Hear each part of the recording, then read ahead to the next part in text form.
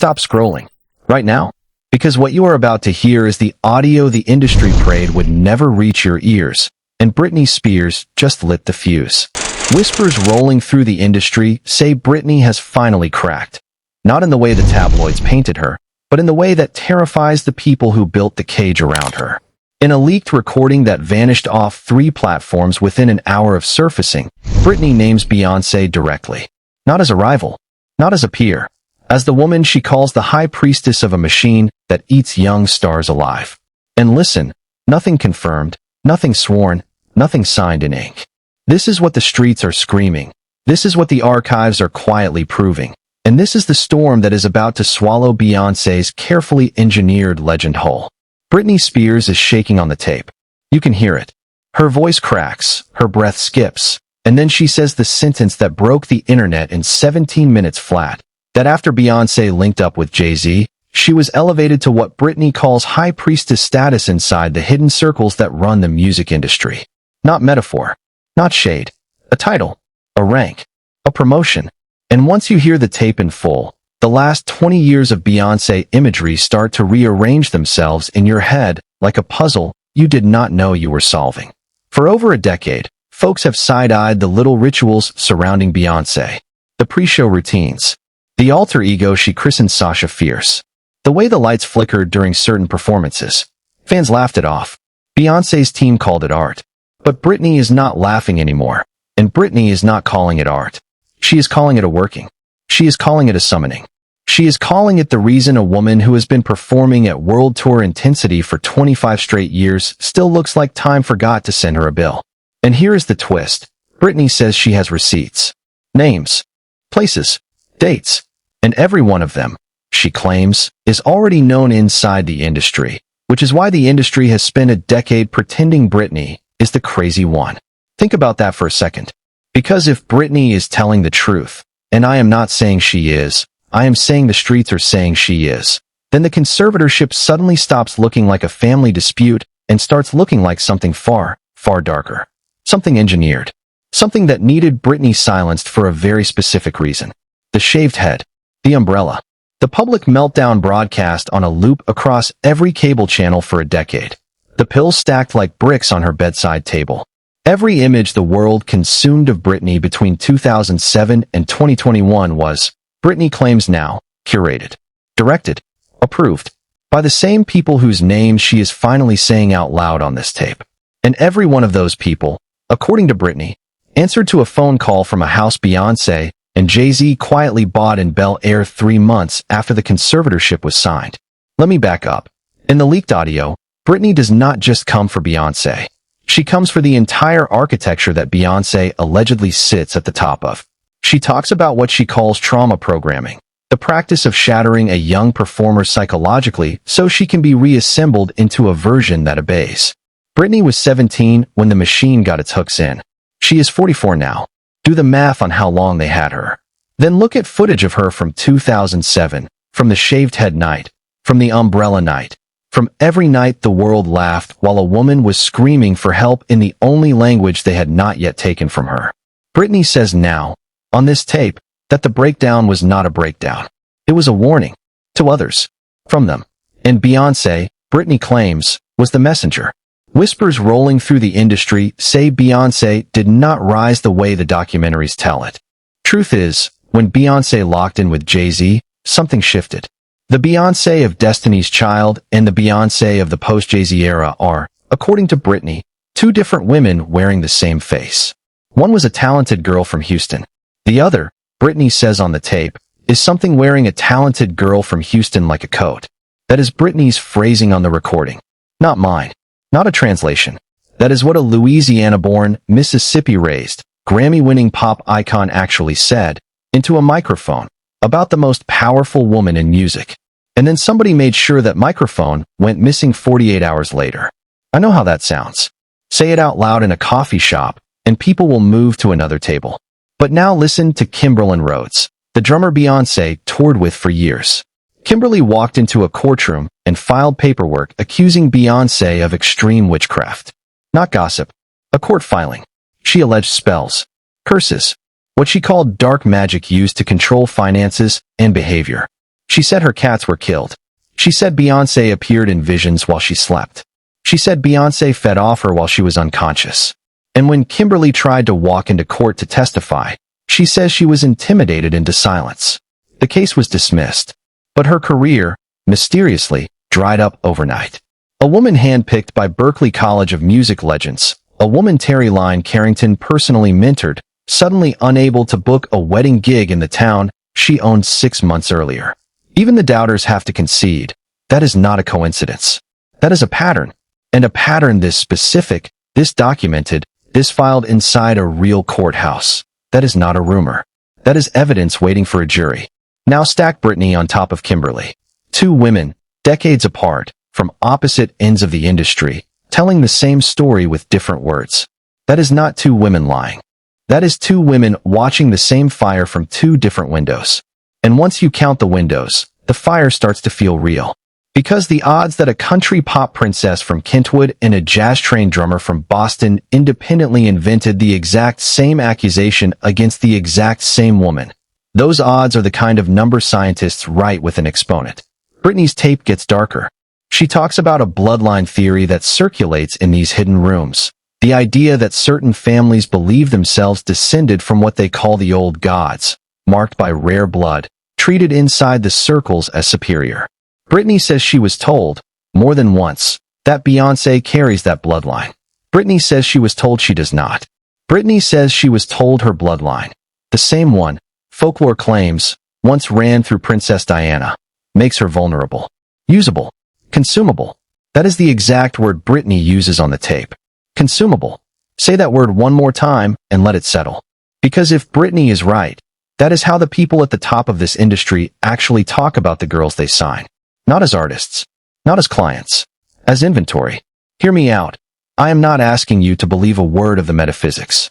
I am asking you to notice that Britney does, and that the people around Britney, for 22 years, appear to have known she does, and appear to have used it. If your handlers believe you are the sacrificial bloodline, and they believe Beyoncé is the anointed one, then every camera angle, every diagnosis, every prescription, every conservatorship filing across those 2 decades starts to look less like coincidence and more like liturgy. A ritual with paperwork. A ceremony billed to the estate. Anyway, back to the storm. Because the tape has one more grenade in it, and this one lands on Beyoncé's stage. Britney describes what she says the industry has known for years, that the pre-show ritual is not stretching, is not vocal warm-ups, is not a Beyoncé mood board of Diana Ross clips. Britney says on the tape that Beyoncé prepares by summoning. That the entity Beyoncé introduced to the public as Sasha Fierce is not a marketing device, but an occupancy.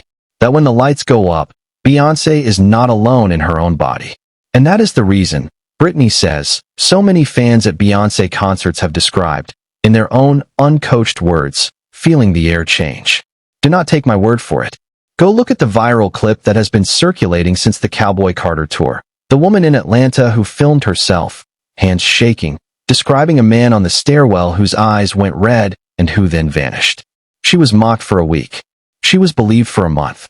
And then the algorithm buried her. Now put her testimony next to Britney's, and put Britney's next to Kimberly's, and put Kimberly's next to the fans who have posted, for years, that Beyoncé's eyes go cold in certain lighting, that her features seem to shift during emotional numbers, that a wave of nausea rolls through the arena at specific songs. Coincidence, maybe. Consensus, definitely. And a consensus this loud, this consistent, this cross-generational, that is not fandom. That is testimony. Testimony gathered not in a courtroom, but in the parking lots of stadiums from Atlanta to Amsterdam. From women who paid $400 to be there and left holding on to strangers because their knees would not carry them. And here is where Britney's tape lands the punch that even the skeptics cannot dodge. She names names. She names the people around her conservatorship. She names Lou Taylor. She names TriStar. She names the executives whose companies quietly grew fat while Britney's estate paid the bills. She traces the money, allegedly, through management channels into brand empires the public does not associate with her at all. She points to the Kardashian orbit. She points to Kim's brand infrastructure. She points to Kylie's cosmetics pipeline. She points to Kris Jenner's foundation. And she says on the tape that these entities were, and I am paraphrasing carefully here, downstream beneficiaries of a machine that needed Britney locked up and unable to touch her own money. That is not tinfoil. That is a follow-the-money accusation from a woman who signed the paychecks and lived inside the accounting. That is a woman who has seen the wire transfers say what her mouth was not allowed to. Sound off in the comments. I want to know where you stand, because this is the part that separates the casuals from the ones who have been paying attention for a decade. Because if Britney is right, the conservatorship was not about mental health. The conservatorship was about market share. And every time you bought a lip kit, every time you streamed a documentary, every time you posted a heart hands emoji under a certain family's holiday card, you were, without knowing it, buying a brick in the wall they built around Britney. Not because you did anything wrong, because they never told you. Because the whole design of the machine is that the customer never sees the cage. The whispers do not stop there. Britney's tape drifts into Epstein territory, carefully, because she is not stupid. She talks about medical facilities. She talks about doctors whose names appear on flight logs. She talks about the way wellness retreats are used to warehouse women who know too much. She does not accuse Beyoncé of Epstein. She accuses the pipeline. And she says the pipeline runs through the same rooms Beyoncé sits in. She says Joe Rogan brushed against this on his own show and got shut down within a week. She says the flight log documents, when they finally dropped in installments across 2024 and 2025, contain names Britney recognized from her own medical files. Read that sentence twice. The same doctors, Britney claims, treating her by day were logging hours on jets she watched take off from private airfields at night. If that is not a conflict of interest, the phrase does not exist. Now let me pause for the doubters. Because I hear you. Britney has been publicly unwell. Britney has been photographed dancing with knives on Instagram. Britney has said things that turned out to be provably false. Truth is, I understand the instinct to write this off. But there is a difference between a woman who is unwell and a woman who is telling the truth badly, because the truth has been beaten out of her in installments for 2 decades. The first you dismiss. The second you owe an ear. And frankly, after everything we watched happen to Cassie on a witness stand, after everything we watched happen to the girls in the Diddy raids, after everything we watched happen to the survivors in the Weinstein courtroom, we do not get to keep dismissing pop stars who sound frantic. We tried that already. It cost lives. Ask Aaliyah. Ask Whitney. Ask the ones who are not around to say their own names anymore. And here is the twist even I did not see coming. Britney is not the first pop star to say these words. She is the loudest. She is the most famous. She is the most protected by public sympathy. But she is not the first. Kanye said pieces of it and got hospitalized. Kesha said pieces of it and got sued. Pimp C said pieces of it and turned up dead in a Los Angeles hotel room with a story that has never sat right with anyone who read the report. Locked door, no signs of struggle, and a coroner's ruling that changed twice in a week. Aaliyah, according to whispers that will not die, said no to the wrong man and boarded a plane that everyone in Miami warned her not to board. Every voice that has ever tried to name what Britney just named on that tape has, within months, met the wall. Some met the psych ward. Some met the courtroom. Some, God rest them, met the morgue. Britney is betting that the wall will not hold this time. And she may be right. Because she is releasing this into a 2026 audience that has already watched Diddy fall. That has already watched R. Kelly fall. That has already watched the Epstein client list dribble out one court filing at a time. That has already watched Cassie's testimony rewrite the last 30 years of R&B. The audience is not what it was in 2007. The audience is armored now. The audience is ready. The audience has watched the machine chew, and the audience has learned, finally, to recognize the sound of the teeth. The audience is you. And the audience knows what it knows. Britney knows it. That is why the tape ends the way it ends. Not with a plea, but with an instruction. She says, and again I paraphrase, that the mask always slips when they are angry or excited. That if you watch carefully, at the exact wrong moment, you will see the thing that lives underneath. She says she has seen it happen to Beyoncé. In private. In close quarters. She describes what she calls a shift. The eyes going cold. The features rearranging. The room dropping temperature. She says nobody who witnesses it ever brings it up again. And she says the reason she is bringing it up now is that she does not care anymore what happens to her. She says, on tape, that she has already outlived the version of herself the machine wanted. So anything that happens from here is borrowed time she intends to spend loud. That is a woman who thinks she is already dead, folks. Read that again. Britney Spears, sitting alone in a room, whispering into a recorder, telling the world that she has crossed some private threshold where fear does not reach her anymore. That is not a breakdown. That is a testament. That is the sound a person makes when they have finally decided that being remembered accurately matters more than being kept alive quietly. Truth is, we cannot verify what Britney describes. Nobody can. That is the point of the machine. The machine is engineered to make verification impossible. Cameras get confiscated. Phones get wiped. Witnesses get moved. Documents get sealed. Journalists get bought. What we can verify is the shape of the shadow the machine leaves behind. And the shape of that shadow, listen carefully, matches the outline Britney just drew. We can verify that Kimberly Rhodes filed real paperwork in a real court. We can verify that the Free Britney conservatorship documents named Lou Taylor and TriStar. We can verify that Beyoncé's team has, on multiple occasions, sued or threatened to sue journalists who tried to look into her spiritual practices. We can verify that Sasha Fierce was not, by Beyoncé's own admission in a 2008 interview, an entirely voluntary presence. Beyoncé herself described being taken over by something on stage. Those are her words, from a red carpet transcript that still lives on the record. We can verify that fans have, in tens of thousands of comments across a decade, described the same unexplained sensations at her concerts. And we can verify that when Britney tried to speak, the platform scrubbed her within hours. That last one is the tell. Because if what Britney was saying were ridiculous, nobody would bother scrubbing it. They scrubbed it. Let that sit. In an era when the algorithm cannot be bothered to fact-check a flat Earth live stream. In an era when it will happily feed you a QAnon podcast for 6 unbroken hours. In an era when it recommends actual Holocaust denial to 14-year-olds. This particular audio, a shaking pop star describing rituals, was throttled inside the hour. Ask yourself who decides what stays up. Ask yourself who they answer to. Ask yourself whether the answer to those 2 questions might, just might, share a management company with Beyoncé. Because the moderation policy of a trillion-dollar platform is not written in a boardroom. It is written in the same rooms where Britney says the priestess sits. So here's where you come in. Because this is a story that only survives if people refuse to let it die. Whispers rolling through the industry say the tape is being suppressed in real time. That anyone who reposts the full audio is being flagged, muted, throttled, deranked. Even the doubters have to concede that a platform that leaves the flat earthers alone but nukes a Britney audio inside an hour is telling on itself. Every share you make is a crack in the wall. Every comment you leave is a name on the roll call. Every second you keep this video playing is a second the algorithm has to admit that people want the truth more than they want the myth. That is how walls come down. Not with a battering ram. With a million small hands pressing at the same spot until the mortar gives. Sound off in the comments. Tell me, do you believe Britney? Do you believe Beyoncé is who she has always said she is?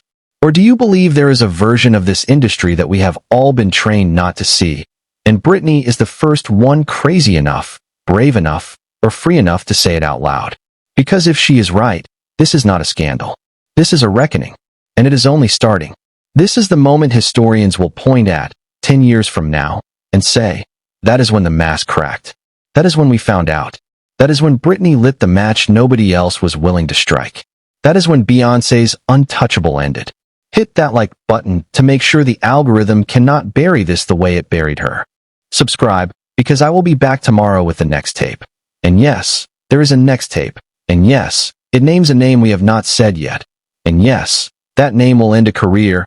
And click the video popping up on your screen right now, because there is one more piece of this puzzle you need to see before you scroll away. Britney fired the first shot. The High Priestess has not answered. And in an industry where silence is the loudest confession there is, that silence is starting to sound like a scream. Every hour Beyoncé does not respond, the tape gets louder. Every day her team stays quiet, the shadow gets darker. That is not a PR strategy. That is a confession in slow motion. The mask is slipping. The bloodline talk is spreading. The tape is out. And you, folks, you are the reason it will not go quietly this time. Stay dangerous. Stay curious. And whatever you do, do not look away when the lights go down at the next Beyoncé show. Because if Britney is right, the person who walks out on that stage is not exactly a person anymore. And that is a truth the industry will spend everything it has to keep you from believing. Which is exactly why you should. Britney bled for this tape. The least we can do is press play. And keep pressing play. Until the whole world hears her the way she finally, at last, heard herself.